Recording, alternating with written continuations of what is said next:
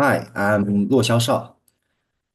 Just let you guys imagine waking up one morning, checking the crypto markets, and discovering that about $1.5 billion worth of Ethereum has vanished overnight.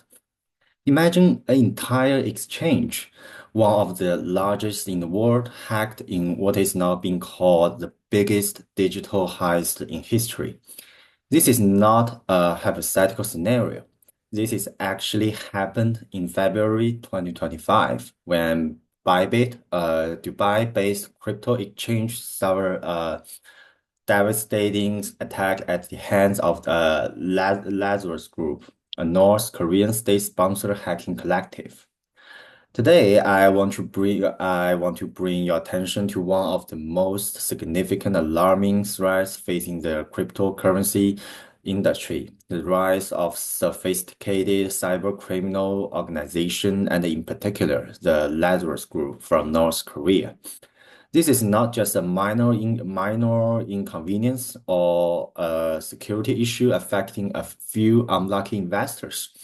This is a systematic problem that has shaken the very foundation of trust in the digital asset space.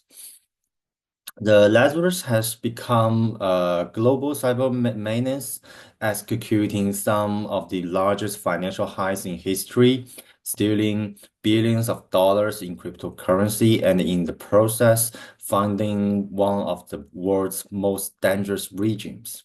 Their action don't just impact crypto traders or big exchanges. They influence global financial markets, international security, and the future of blockchain itself.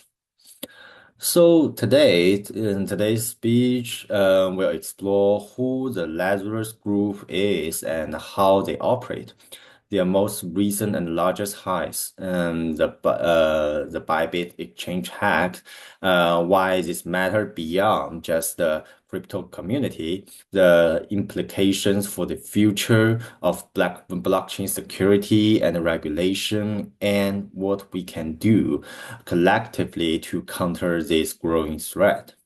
So let's begin with the background about who we are dealing with. So who is the Lazarus Group?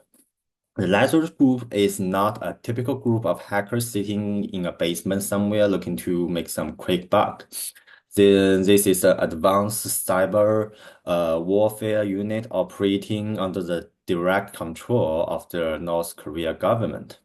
They first gained global notice in about 2014 when they performed a massive cyber attack on Sony Picture Entertainment, allegedly in retaliation for the movie The Interview, a satire about North Korean leader Kim Jong-un.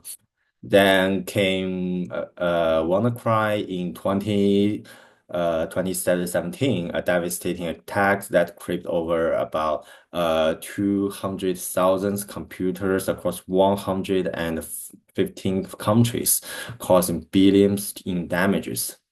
But why this shift to cryptocurrency? The answer is sanctions. North Korea has been heavily sanctioned by the United Nations and the United States, cutting it off from the traditional global financial systems.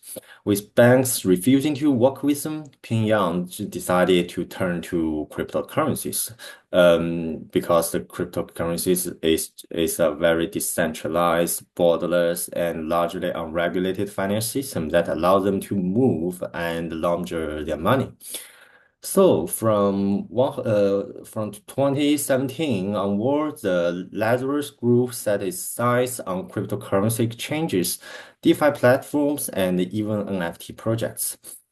Perfecting the art of cyber heists, they developed highly sophisticated campaigns, malware, and social engineering tactics to breach major platforms, and they have been terrifyingly successful. Which bring us to their latest and most devastating attack yet.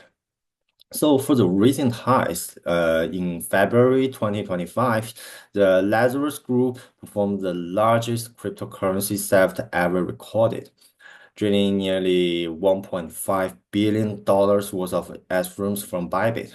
a major Dubai-based exchange, and this wasn't a random hack. It was a planned, highly coordinated cyber attack that exploited vulnerabilities in Bybit's code wallet transfer process.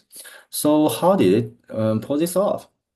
They first infiltrated Safe Wallet, a multi-signature wallet services caused by Bybit, used by Bybit by compromising a developer's device. They insert malicious JavaScript into the system, which activated when the certain conditions were met, allowing them to redirect transactions to wallets under their control. And once the ashrooms was stolen, they rapidly launched the assets through a complex web of decentralized exchanges, mixers, and cross-chain swaps, making it almost impossible to trace.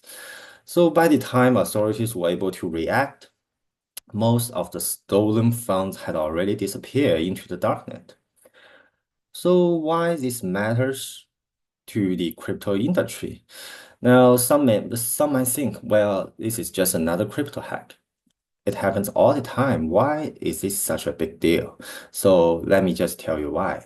The fallout was immediate. Ethereum's price dropped about 4% due to panic selling. Bybit credibility took a massive hit, and millions of users were left questioning whether their assets were truly safe.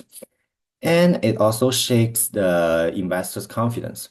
Hacks of this scale erode trust in the crypto ecosystem. When people hear that about $1.5 billion can vanish overnight, they of course they will just think twice before investing. This slows the adoption and hurts the innovation. And let's move to the third part, the impact. For the impact, this is just not about the money. It's about national securities. The billions stolen by Lazarus will be directly funding North Korea's nuclear weapon program. This is not just speculations. Multiple UN reports have confirmed this. Every Bitcoin or Etherums they steal could be fueling missile tests, weapon research, and cyber warfare capabilities. And also, it invites regulatory crackdowns. Every time a massive hack like this happens, government, of course, they will may feel compelled to intervene. They will expect stricter KYC laws, which is know your customer laws, more regulations on DeFi protocols, and possibly even they will just bans on the anonymous crypto transactions. And thirdly, it highlights the weakness in DeFi security protocols.